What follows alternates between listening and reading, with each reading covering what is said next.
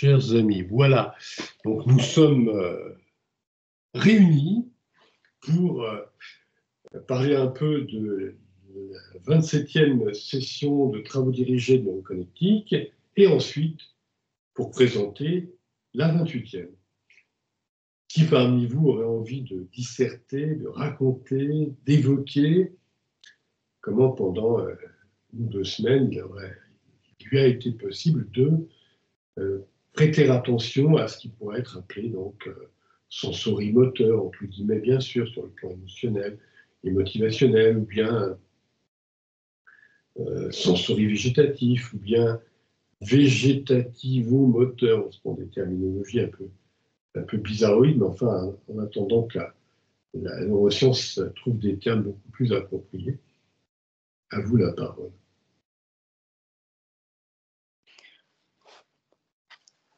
Alors moi, je veux bien commencer. Donc, il se trouve que dans le cadre d'une visio professionnelle très challengeante, j'avais 3 interlocuteurs en face de moi et je devais en fait décrire une situation, pourquoi je pouvais les intéresser dans un certain nombre de domaines professionnels. Et en anglais, que je n'avais pas parlé depuis un petit moment. Et donc j'ai auto-observé que ma biopsychomachine était dans une tension émotionnelle extrême. Et tout d'un coup, à ce moment-là, donc j'étais sur mon PC, et à ce moment-là, comme par hasard, mon téléphone s'est subitement mis en route avec la musique de Bobby McFerrin, Don't Worry, Be Happy. Et je ne sais pas pourquoi, peut-être parce que c'est comme on a un groupe Spotify ensemble avec mes enfants, cette musique est venue à ce moment-là. Et aussitôt, j'ai observé après l'effet de surprise, qu'à la fois ma biopsychomachine et celle des autres interlocuteurs en face qui avaient évidemment entendu, puisqu'à ce moment-là, mon micro n'était pas débranché, il y a eu une détente et un éclat de rire subit. Et donc, j'ai auto-observé ma biopsychomachine vraiment réagir et interagir en plus avec le monde extérieur de cette façon-là, et que ça a permis en fait un redémarrage dans la perspective de ce challenge. Et du coup, excuse-moi, concrètement, neurofonction 15 inter 19 par exemple. 15 inter 19 ou 15 inter 21 peut-être. D'accord. Alors, qui d'autre?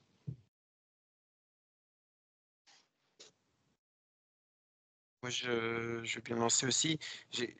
J'avais déjà auto-observé ça auparavant, mais là, c'était plus actif.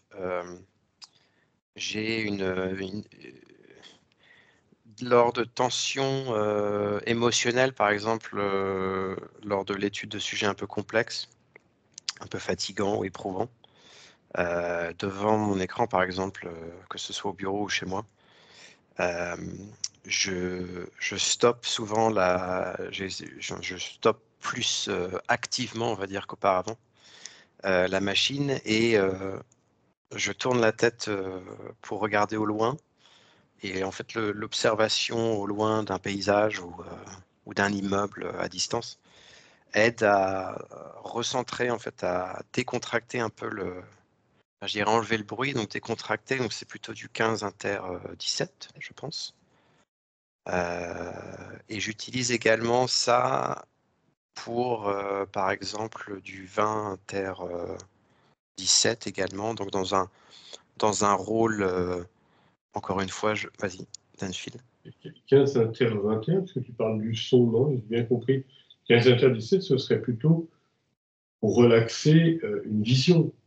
une émotion d'origine visuelle.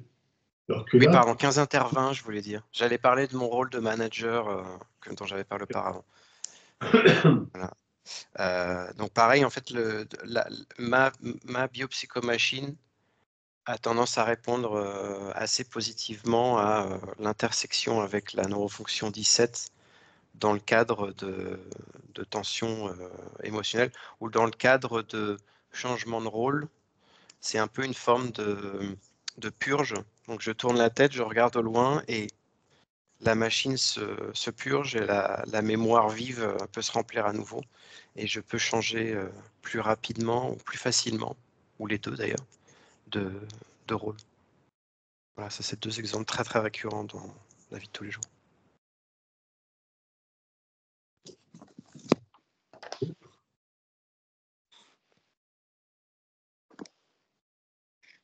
Stéphane, Carole, non, oui, Carole.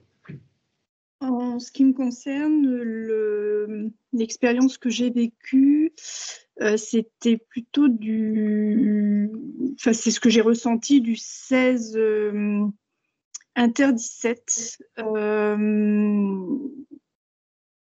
Alors peut-être que j'ai mal, cerné exactement le 16, mais... Je te coupe, je vais t'interrompre, excuse-moi, parce que le 16, c'est ce qu'on va travailler aujourd'hui. C'est la position dans l'espace, c'est ça? C'est dans l'espace émotionnel. Le positionnement, comme tu l'as remarqué, à chaque fois, on a des cours, on travaille en binôme, on va dire, ce qui est, par exemple, mouvement et ce qui est posture entre les mouvements, au niveau corporel, au niveau intellectuel-conceptuel et au niveau motivationnel. Par contre, où suis-je situé dans le positionnement spatial, là, ou là-bas, tout ça, corporellement, intellectuel-conceptuellement ou motivationnellement, on travaille à part, après. Et ça va être le cours numéro 28. Justement, on prendra, c'est un peu comme en mathématiques, tu as une parenthèse avec A plus B, ou A inter B en l'occurrence. Derrière la parenthèse, inter C. Et C, c'est la neurofonction de positionnement dans l'espace extracorporel, dans l'espace intellectuel ou dans l'espace motivationnel. Donc, pas tout de suite. Alors, j'ai un autre exemple.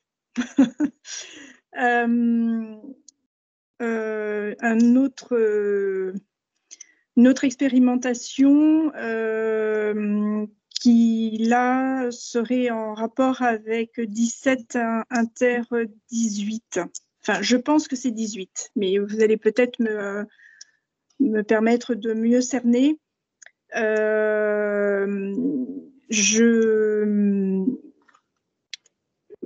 Un souvenir lié à mon papa dans une situation du quotidien. Quand je vais promener mon chien, je repense à lui systématiquement parce que tous les matins, c'était lui qui promenait le chien, enfin les chiens d'ailleurs de la famille. Depuis son décès, c'est quelque chose qui me revient très souvent en tête. Et après ce moment, cette pensée, mais donc en fait tous les souvenirs, tout l'affect lié au souvenir de mon père, dans ce rôle-là en fait de promener le chien de la famille, me permet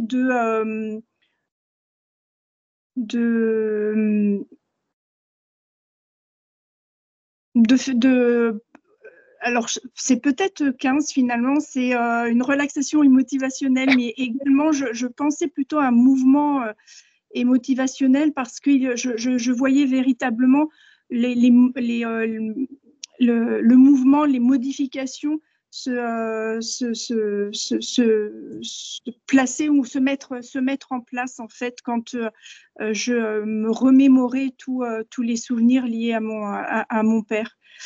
Donc il y a une relaxation motivationnelle effectivement parce que Ça me permet d'évacuer pas mal de choses. Mais il y a aussi cette prise de conscience ou cette auto-observation de mouvements et motivationnels. Oui, je et à la 15 inter 18, comme tu viens de le dire, je sais pas, sous contrôle de Serge, qu'en dis-tu, Serge? Oui, 15 inter 18, oui, je pensais aussi à ça. Et puis au niveau de tes tensions, tu nous dis que c'est une décontraction émotionnelle. Est-ce qu'il n'y a qu'une décontraction émotionnelle ou au début c'est contracté puis décontracté et ensuite il y a les souvenirs émotionnels, des sentiments plutôt, puisque on est sur du passé, tu te remémores. Et donc, il y a sans doute, oui, des mouvements sentimentaux, je dirais.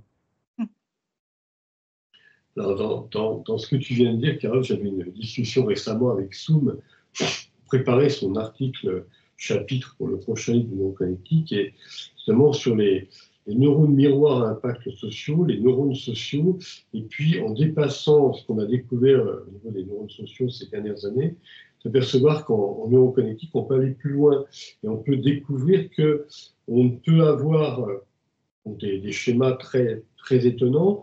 On est dans un groupe, on est avec un seul interlocuteur ou interlocutrice, on va avoir une performance plus grande, ça c'est ce qu'on a découvert au niveau des neurones sociaux, parce qu'il y a l'autre interlocuteur qui nous écoute, ou même qui nous regarde, ou même qui participe. Parfois, on peut avoir un schéma un peu différent, c'est-à-dire que l'interlocuteur, il est vraiment épouvantable. Donc, on aurait tendance à utiliser leur complémentaire, les neurones asociaux, c'est-à-dire un repli vers soi. Et c'est là que Soum était sur un travail extrêmement interpellant. Est-ce que le repli vers soi, ça va nous rappeler à nous-mêmes ou ça va nous amener à nous oublier nous-mêmes? Parce que, initialement, d'être théâtralisé parce que l'autre est là, ah tiens, je vais prendre conscience de moi parce que l'autre est là. Et au bout d'un moment, l'autre est là, mais me disperse, me dissipe. Je n'arrive plus à me concentrer suffisamment. Donc il y a des seuils. Voilà, ça arrive à ce niveau-là. Donc c'est interpellant aussi de se dire le rapport qu'on a avec autrui, donc on est sur du 15 inter 18, mais surtout le 15, se dire pourquoi ça nous est facilité ou pas facilité. Pourquoi un individu, par exemple, sinistre, affreux, épouvantable, qui nous tape dessus, qui nous insulte, je ne sais pas, terrible. Mais cet individu sinistre, on va l'avoir comme repère. Ce sera notre système de repérage parce que les autres autour, on ne les connaît pas, on ne comprend pas leur code, ça nous effraie.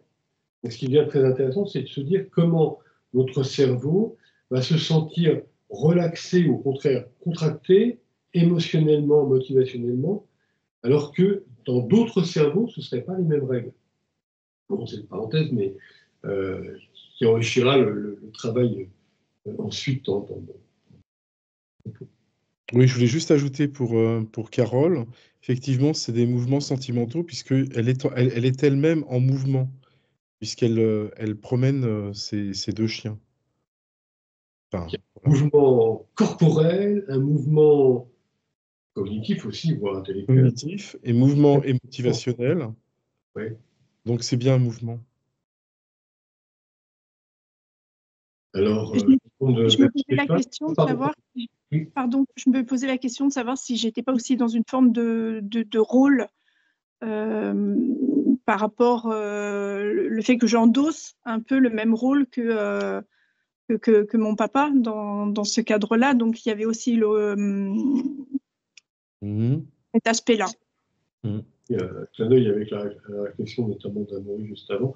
Mais oui, bien sûr. Bien sûr. Mais on y reviendra peu à peu sur les rôles justement et tous les mécanismes pré-empathiques qui sont sous-jacents à prendre conscience de l'autre. Oui, complètement d'accord. Alors Stéphane, pour clore, est-ce que tu as quelques mots d'expérience à narrer ou pas? Oui, peut-être un peu des expériences comment dire ça, de peur a priori sur des moments de préparation de mon cours. Je me suis rendu compte que j'avais toujours le même sentiment trac, je ne sais pas si on peut nommer ça comme ça, mais de peur liée à la réalisation de mon cours en présence des étudiants. Et j'ai fait un effort de remémoration de ce sentiment-là, en voyant que finalement c'était un peu toujours le même, mais que dans le temps, il s'amenuisait, mais que quand même, j'avais toujours un moment, la veille de mon cours, où je me mettais moi-même une sorte de pression de ne pas réussir ou de n'avoir pas assez d'éléments à présenter aux étudiants. Et je me suis rendu compte que c'était c'était quelque chose qui était plutôt une attente vis-à-vis de moi-même. Donc c'est une sorte de, comment dire ça, de surenchérissement d'attente vis-à-vis de moi-même qui automatiquement génère chez moi un sentiment de peur, de je ne sais pas quoi d'ailleurs, ce qui est complètement en auto-observant ça en moi, je suis capable de voir que c'est complètement absurde et stupide. Et donc dans ce cas-là, je déplace c'est-à-dire ce que j'ai essayé de mettre en route cette fois-ci, c'est de déplacer la focalisation sur l'enjeu du cours à réaliser demain et d'essayer d'éviter ma tentation systématique d'écrire, c'est-à-dire de projeter à l'extérieur des notes, des plans, des écritures pour me rassurer.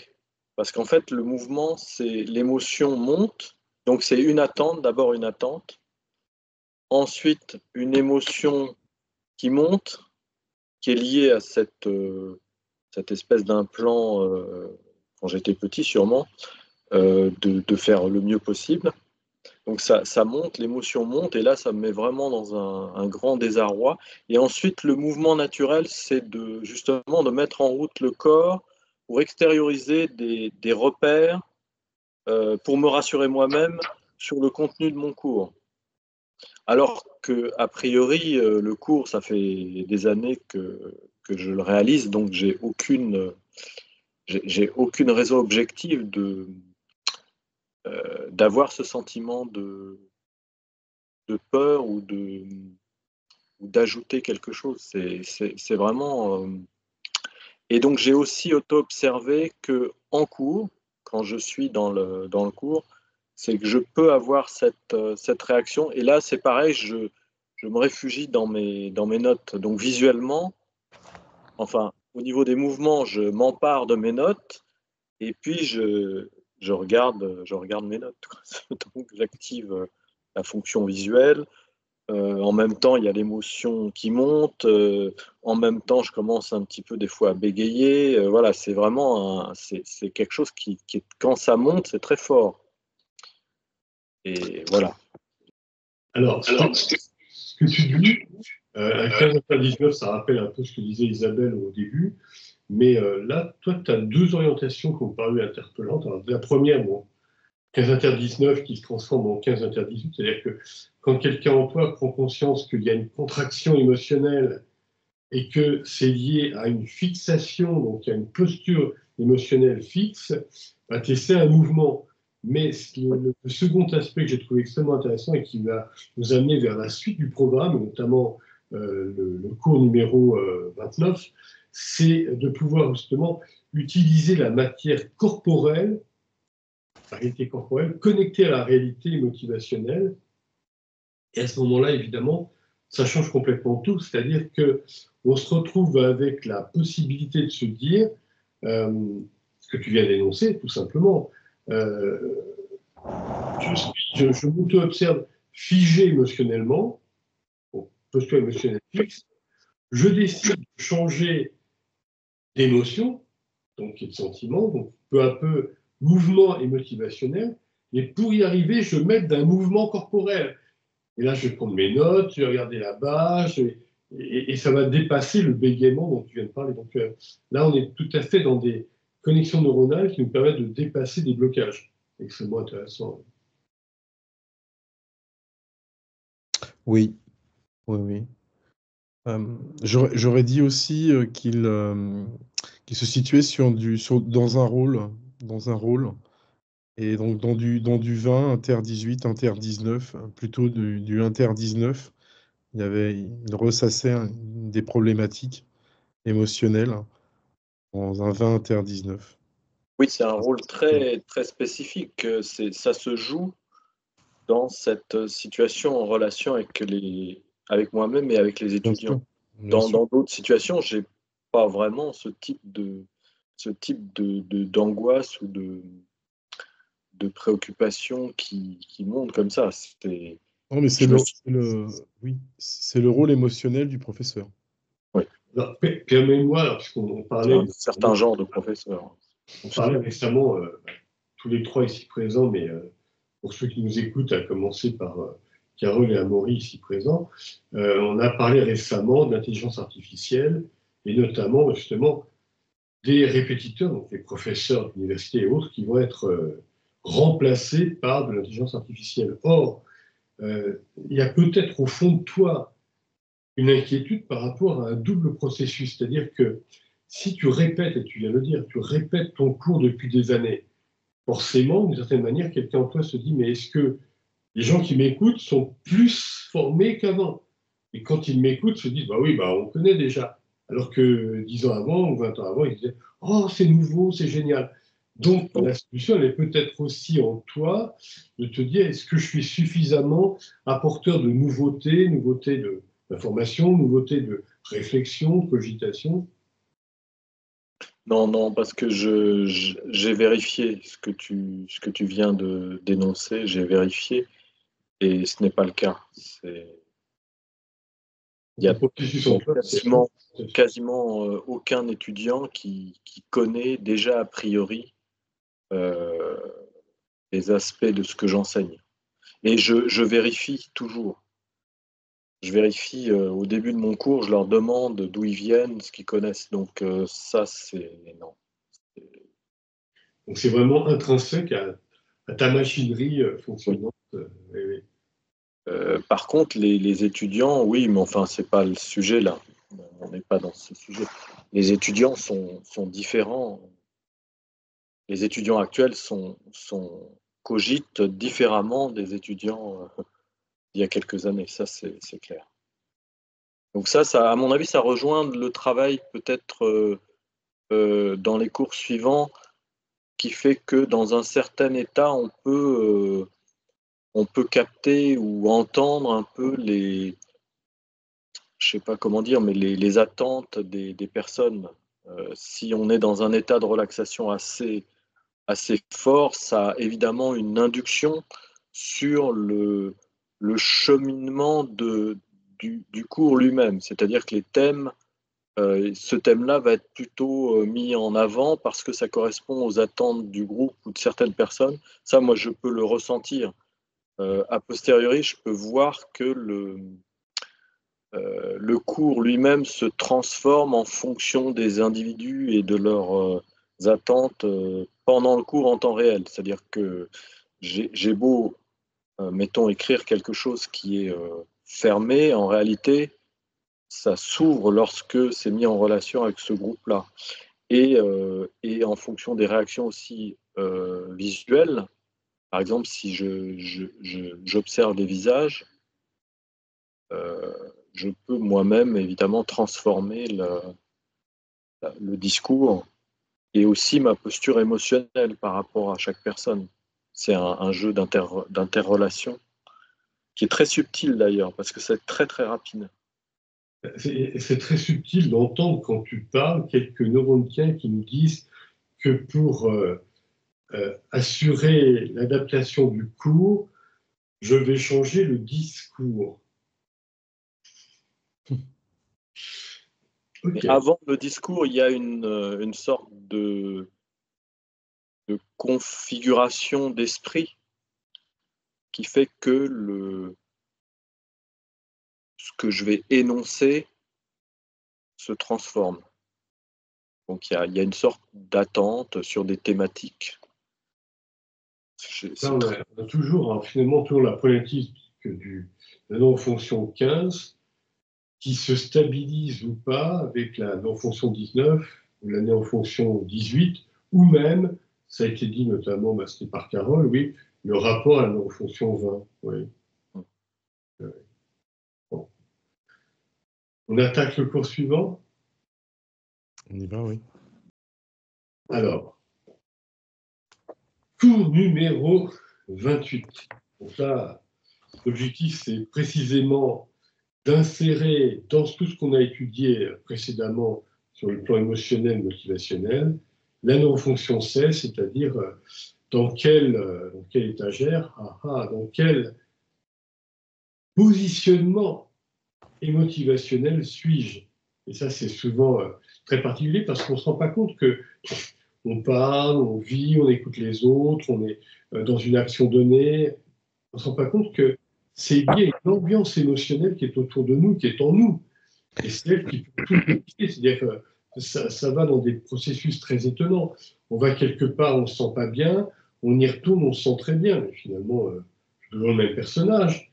Le tour est toujours pareil. Mais mon positionnement dans un espace non plus extracorporel, non plus intellectuel ou conceptuel, mais carrément émotionnel, motivationnel, est différent. Et donc, on va essayer de jouer avec. Alors, je vais vous donner quelques petits textes issus du livre, toujours le même, donc connectique enseignement, donc des textes d'étudiants de l'époque des années 2013, 2014, 2015, puisqu'il fut publié d'abord en 2016.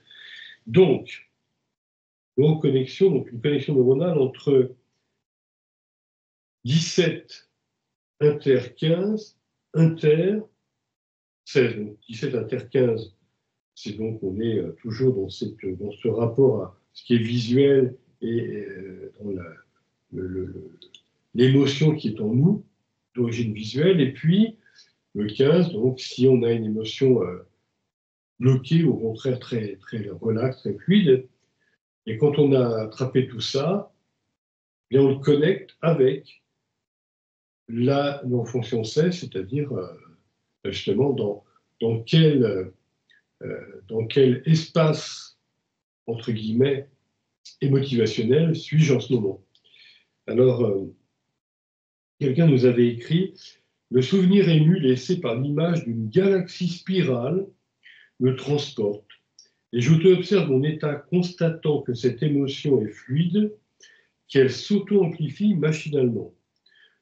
En la connectant à mon système de classification émotionnelle, aux fonctions 16, j'auto-observe que cela déclenche en mes implémentations cognitives et affectives une suite de magnifiques images de galaxies qui fusent en ma mémoire, apportant une joie qui se conclut par une sorte de, entre guillemets, galaxie de synthèse. Un texte, c'est un petit peu mignon, mais ça nous positionne tout de même dans le processus en cours. Un deuxième texte que j'ai trouvé intéressant dans le livre, donc c'est neurofonction 20 inter neurofonction 18, et toujours les deux inter neurofonction 16, donc 20 on est dans le rôle émotionnel, 18 on est dans le mouvement émotionnel. Merci à toi, je prenais mon souffle, mais tout à fait. Donc, tandis que je suis attentif à des émois qui me traversent comme un rôle ressenti, telle une émotion produite par une psychose collective. Une indignation généralisée à la mode. Les événements bousculent ceci en produisant des mouvements émotivationnels dans mes neurones et mes hormones. J'auto-observe que ma biopsychomachinerie émotionnelle devient perturbée. Par contre, lorsque je m'efforce de situer le lieu où, dans quelle catégorie d'émotions peut se ranger cette émotion, entre guillemets, de rôle et ces émois qui viennent la troubler, cet ajout multiplicateur de la neurofonction F16, le fonctionnel numéro 16, aux neurofonctions FE20 et F18, alors placées sous attention, me rend l'ensemble simple, compris, admis, deux points. L'émotion est remplacée et libérée par la réflexion. C'est assez intéressant, en plus, dans un contexte qui revient souvent dans nos vies. Là, la psychose généralisée, à l'heure où nous parlons, on pourra en reparler dans 10 ans ou dans 30 ans, c'est la guerre européenne à travers la guerre en Ukraine. Et évidemment, on peut être pris dans la psychose généralisée. C'est la neurofonction 20 qui va tout nous changer selon le rôle qu'on va prendre. C'est la neurofonction, en effet, de positionnement dans l'espace émotionnel, puis de mouvement. Parce que, rajouter ça, en effet, ça se promène d'une émotion à une autre parce que est-ce que la guerre va venir jusqu'ici? Est-ce qu'on va pouvoir l'éviter? Ça va mieux. Mais s'il y a tel allié avec tel autre, non, ça va revenir, ça m'inquiète. Puis si ce n'est pas une guerre militaire, ça sera peut-être une guerre économique. Oh là là là là. Bon.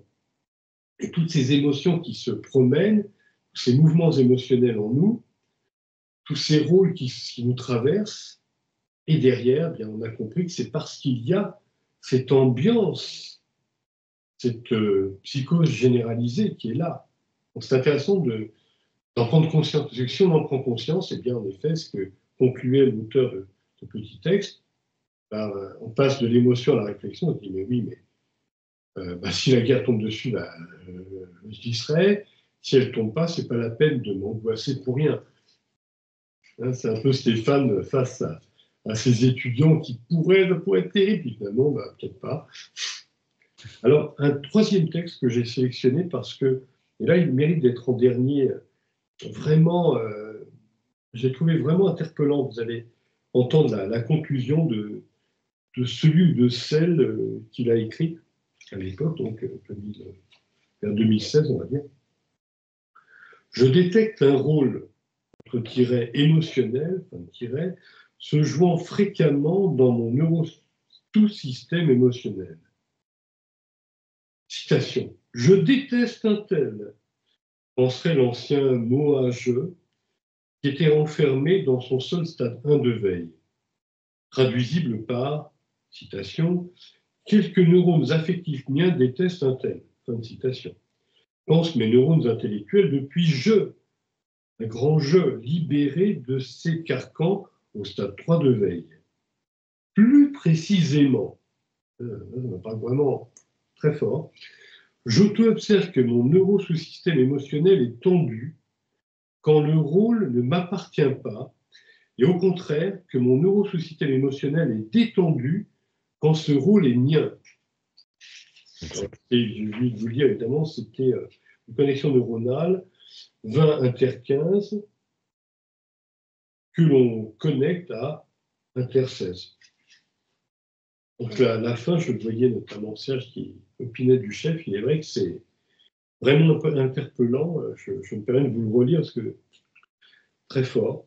Plus précisément, j'auto-observe que mon neurosous-système émotionnel est tendu quand le rôle ne m'appartient pas. Et au contraire, que mon neurosous-système émotionnel est détendu quand ce rôle est mien. Oui, et moi, ça me remémore un souvenir d'une anecdote. Même quand le rôle est vôtre, donc quand le rôle émotionnel est vôtre, mais qu'il y a un changement au niveau de la neurofonction 16 et que là, émotionnellement, vous n'êtes pas dans la même ambiance que d'habitude, vous n'êtes pas dans le même lieu que d'habitude. Et là, tout change, même si le rôle émotionnel est vôtre. Donc, voilà, il y a aussi la prépondérance de cette neurofonction 16 qui est importante. Alors, je me permets Comme disait tout à l'heure Stéphane. Je me permettais, Serge, de mentionner non pas est vôtre, mais est nôtre. Oui, est nôtre, oui. Pour une raison simple, c'est que j'ai toujours été étonné de youtubeurs qui nous présentent la planète Terre et qui disent vous êtes là devant la planète Terre. Non, nous, parce que jusqu'à preuve du contraire, le youtubeur, il n'est pas sur la planète Mars ou ailleurs. Donc, osons le... Tu as raison, notre rôle émotionnel change, même si nous en avons une grande habitude en fonction du lieu, de l'ambiance, de l'appréhension aussi.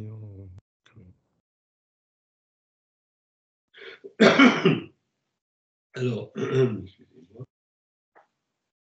Est-ce que ça vous dirait qu'on entre en expérience maintenant tout de suite, par exemple, justement, telle ou telle connexion, vous la choisissez, donc du 20 inter 18, du 20 inter 19, du 15 inter 19 qui se disait tout à l'heure, par exemple, et cette connexion, pouvoir la connecter elle-même, peut-être Carole, là tu pourrais dire ce que tu avais en expérience un petit peu avant, cette connexion, la connecter elle-même avec la neurofonction 16, c'est-à-dire prendre conscience de l'espace émotionnel dans lequel nous baignons, ce qui est très important et nous libère, comme on l'a bien compris. Est-ce que je peux poser une question de la fonction 16, la neurofonction 16, j'ai toujours eu du mal avec la 2, la 9, la 16. On parle d'architecture, par exemple, tu es dans un groupe, dans une soirée, et les gens ont par exemple une profession, on va dire, similaire, et l'ambiance ou l'architecture émotionnelle va être autour, par exemple, d'un thème professionnel. Est-ce que, par exemple, c'est comme ça que tu définirais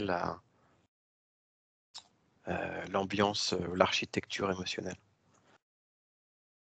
Et oui. Et reprenons toujours là, avec simplicité, en fonction 2, tu te dis là, dans la pièce où je suis, est-ce que je suis vraiment au centre, Au milieu, ou est-ce que je suis debout, ou est-ce que je suis couché par terre, ou est-ce que je suis en biais. Et c'est pareil sur le plan intellectuel, tu t'aperçois que tu peux être au centre d'une idée, ou bien l'approcher par des idées dérivées, plutôt que d'y aller par l'intégrale. Enfin, tu t'aperçois de comment ça fonctionne dans ton cerveau intellectuellement, et tu peux t'apercevoir pareillement, émotionnellement, que soit émotionnellement et motivation, pardon, soit tu es complètement, pleinement, passionnément, si je puis employer ce terme-là, dans ce qui se vit, soit tu as des retraites, tu as des rétractations, tu as des hésitations émotionnelles. On est bien. D'accord. Merci. Qui se lancerait en expérience donc pour être pleinement dedans? Carole. C'est pour reprendre l'expérience que j'ai voulu aborder en premier lieu tout à l'heure. C'est dans le milieu professionnel. Ça ne fait pas très longtemps que j'ai entamé une reconversion professionnelle dans une nouvelle entreprise. Et je suis arrivée dans ce milieu avec une grande ouverture, on va dire, d'esprit. En tout cas, j'étais très sans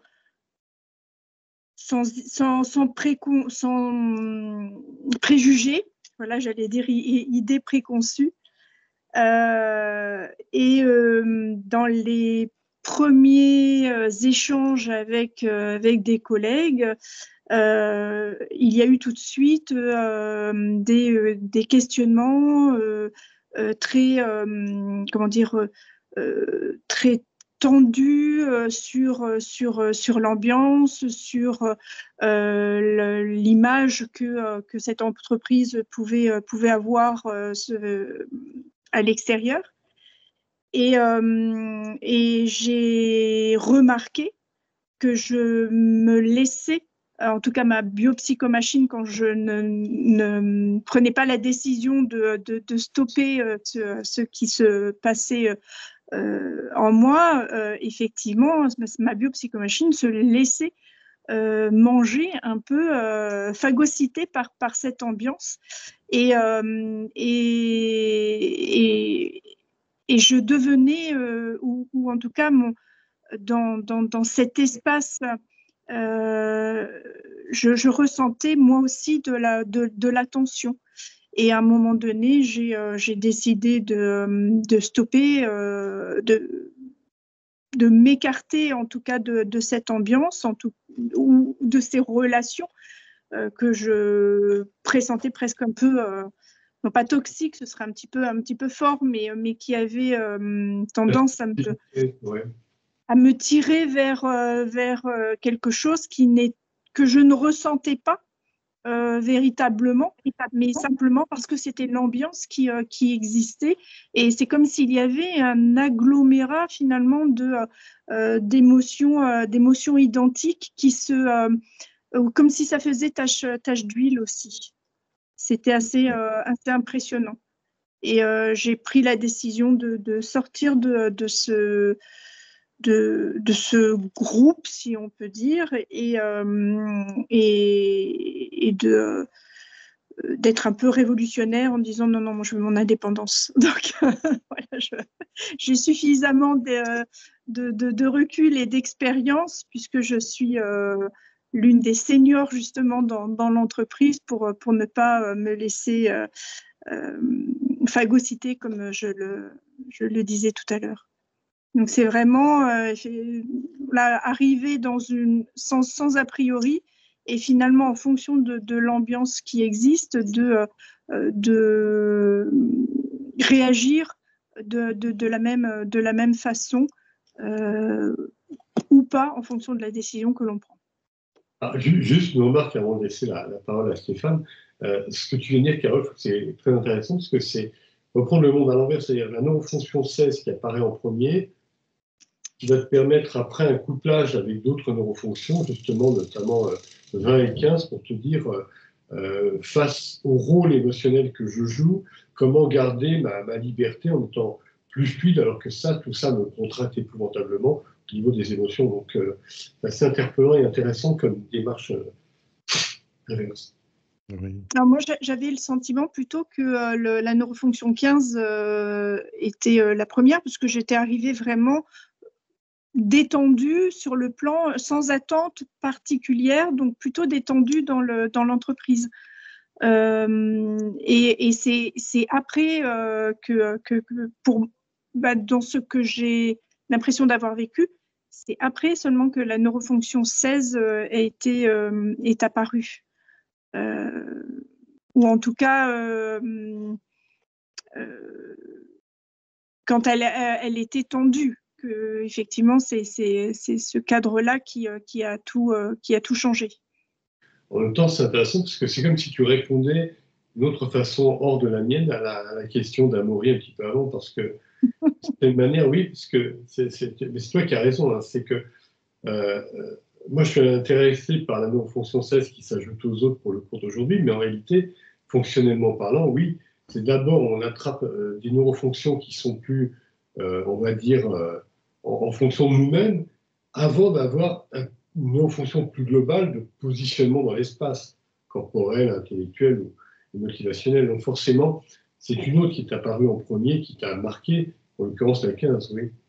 Je voulais demander à Carole, pour sa neurofonction 16, quand elle est arrivée dans cette nouvelle entreprise, la neurofonction 16, elle n'était pas dans le réel, c'était une émotion, une ambiance d'entreprise qu'elle s'était jouée intérieurement.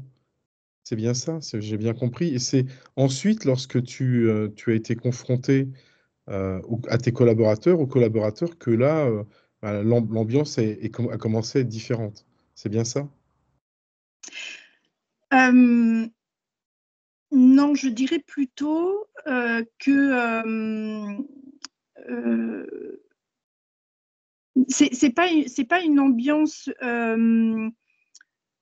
une image parce que je n'avais pas de connaissance véritablement dans l'entreprise dans laquelle que j'allais intégrer. Donc en fait, l'ambiance ou l'image que l'entreprise pouvait avoir dans le milieu professionnel, je ne la connaissais pas du tout. Pour moi, en plus, c'est un nouveau domaine complètement dans lequel je n'avais jamais évolué. Donc, je suis presque arrivée dans cette ambiance comme un nouveau-né. Et c'est un peu comme si j'avais été gangrénée par certains discours et quand Dunfield tout à l'heure disait qu'il y avait une psychose, c'est un peu ce que ça laissait entendre, c'est que les uns les autres en fait avaient tendance à amplifier un phénomène qui finalement est très accessoire. Mais pour eux, ça paraissait fondamental. Et j'ai commencé à me poser des questions, à observer. Ah bah oui, c'est vrai, tiens, pourquoi et quand j'ai souhaité véritablement, ou plutôt quand je me suis aperçue, quand j'ai observé que je réagissais comme la plupart des gens avec lesquels je prenais le café, c'était au moment de la pause café, je me suis dit, mais ça n'est pas moi qui en fait ressens ça, ça n'est pas moi qui pense comme cela, ce sont les autres et je me laisse influencer par ce qu'ils ressentent. D'accord. C'est bien ça. Oui, tu as utilisé le terme phagocité, ce qui m'a un peu intéressé dans le sens où ce que je me demandais, c'est finalement, ça veut dire quoi? Ça veut dire que ta conscience part vers les émotions des autres, ou est-ce que c'est un champ plus global qui fait que, je sais pas, il y a une angoisse collective qui vient te phagocyter ou t'emmener? En fait, ça a attisé ma curiosité, ce terme phagocité. Ce sont plus des remarques, des émotions qui créent une ambiance, mais des émotions éparses, mais qui s'ajoutent les unes aux autres. Donc, ça fait une sorte de millefeuille. Et à un moment donné, j'ai eu le sentiment d'être enfouie en fait sous ce millefeuille. Donc peut-être que le terme phagocité n'était pas l'image la plus quoique si, un petit peu comme si une sorte de gangrène qui se propage. C'était un peu ça et il y avait aussi j'allais dire un mouvement, mais plutôt il y a l'aspect corporel qui entrait en jeu parce que une forme d'asphyxie. Je dis une forme, hein, bien sûr, mais d'asphyxie, comme si, en fait, par cette ambiance, à un moment donné, j'étais asphyxiée et je ne trouvais plus peut-être ma place, mais aussi, est-ce que finalement j'ai bien fait? Est-ce que je suis là où il faut? Ça se traduisait sur l'aspect corporel. Et j'ai pris conscience de cela il n'y a pas longtemps, donc c'est pour ça que je disais que c'était une expérience que j'avais vécue dernièrement, simplement parce qu'en fait ça fait longtemps que ça existe. En fait, je l'ai observé qu'il n'y a pas longtemps. En fait, ça fait longtemps et en fait, et puis ça fait beaucoup d'aluminium. Mais de fer, pardon.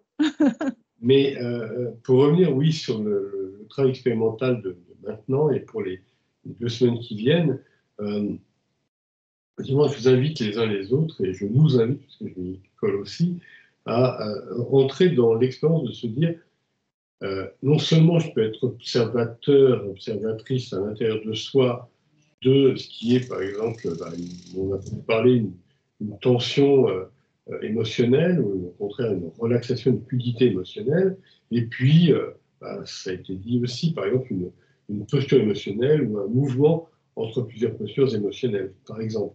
Ou même ce que disait Amaury au début sur ce qui était des fonctions 21 ou 17, c'est-à-dire qui peut être des émotions liées à des sons, liées à des visions. Mais toujours en rattachant ça, c'est là l'intérêt, à cette non-fonction 16, à se dire, mais c'est dans quelle ambiance émotionnelle tout ça? Et c'est souvent le moyen de nous en libérer.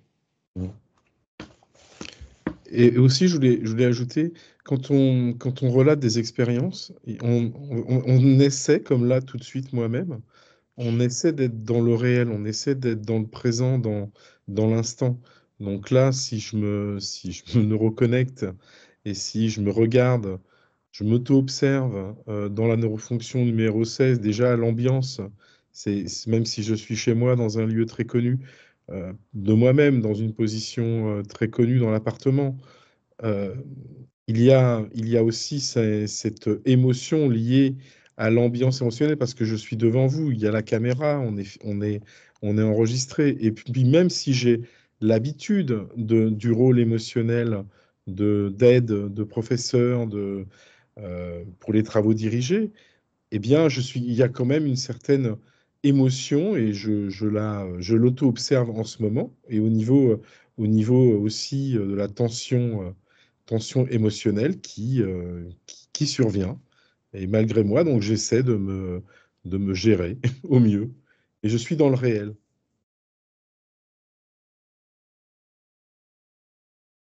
Voilà. Je ne sais pas s'il est nécessaire d'ajouter quoi que ce soit pour... alors sinon, je vous laisse poser des questions, puisque là, on est vraiment, grâce à Serge, on est entré en expérience immédiatement. Avant, avec Carole, on était sur un rappel d'expérience, mais récente, justement. Et à nous de nous dire, est-ce que je peux, dans les temps qui viennent, avoir des moments où, quel que soit l'état dans lequel je suis, si j'arrive à capturer une ou deux neurofonctions qui s'activent en moi, me dire, je vais essayer en plus, ce que je disais il y a quelques minutes, de capturer justement dans le réel, dans le moment présent, cette neurofonction 16. Ça vous paraît limpide, tout bon, quelques mots à ajouter, ou bien sinon on va clore la partie enregistrée. Un silence absolu. Je voulais tenter une expérience juste pour vraiment être sûr au moins avoir une idée de début, d'être sûr de comprendre l'exercice. Donc, si là, par exemple, j'effectue des stoppages, j'auto-observe des mouvements émotionnels, c'est-à-dire que je suis devant tout le monde, mais en même temps, et donc dans ma tête, la concentration sur le cours, mais en même temps, j'ai je viens d'attraper un mot anglais, malheureusement. J'ai quelques éclairs par exemple, de mon boulot qui viennent se présenter en moi, donc que je repousse. Donc, il y a un mouvement émotivationnel qui se crée, que je peux lier ensuite à la tension, puisque quand le boulot se présente, il y a une forme de tension émotionnelle qui arrive, mais en même temps, comme je suis ici devant le cours et que je suis comme disait Serge, dans un lieu que je connais bien, dans le bureau que je connais bien, je suis relaxé émotionnellement. Et si j'essaie d'ajouter la neurofonction 16, je dirais que je me trouve probablement plus dans une architecture un peu émotionnellement centrée et assez calme. Je ne sais pas si c'est la bonne façon de l'exprimer, mais relativement, on va dire, lisse, si c'était un solide, par opposition à une petite probabilité qui, elle, s'ajoute à cause du travail, qui est plus funky. Voilà, je ne sais pas si c'est une bonne trajectoire en termes d'expérimentation. À mon avis, oui. Mais par contre, pour te titiller un peu, comme on le sait, le verre qui est un matériau qui semble solide, mais qui en réalité est un liquide qui s'écoule très lentement, à peu près 1 millimètre tous les 1000 ans. Alors évidemment, on ne le voit pas s'écouler parce qu'on ne vit pas 7 ou 8 000 ans, donc sinon on dirait que ça coule.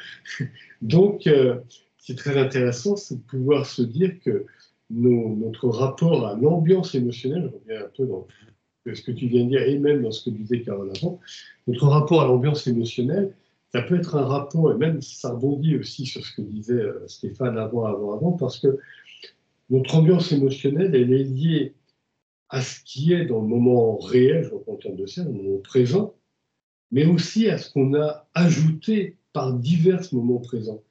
Et on commence à se dire au bout d'un moment, ben voilà, j'arrive à tel endroit, c'est telle ambiance émotionnelle, après l'ambiance corporelle et intellectuelle pour simplifier, mais en même temps, cette ambiance, elle coule doucement mais sûrement de tout ce qu'on a pu y inscrire. Et c'est pour ça que quand j'évoquais la psychose généralisée qu'on prenait Carole, à travers, bon, il y a une guerre, il y a ceci, cela, une épidémie, que sais-je, eh bien, une crise économique. Dès l'instant où on a pris conscience de ça, on va prendre conscience aussi que ça s'amplifie petit à petit avec le temps, ça coule, ça devient de plus en plus là. Et à nous de pouvoir justement nous dire, oh là là, non, non, et ce que je perçois dans le moment présent, ça ne doit pas être, j'ai envie de dire, entaché ou alourdi par ce qui était avant. Donc, mais mon ambiance émotionnelle perçue avant ne doit pas modifier la réelle ambiance émotionnelle que je peux percevoir maintenant. C'est ça. C'est exactement ce que je voulais dire. L'ambiance émotionnelle est en mouvement. Elle est toujours en mouvement. En fonction. Ouais, c'est exactement ce que je voulais dire. Voilà. J'ai rien de plus à dire. Ok. Voilà, y a-t-il... Alors, est-ce que c'est vraiment limpide pour tous et toutes?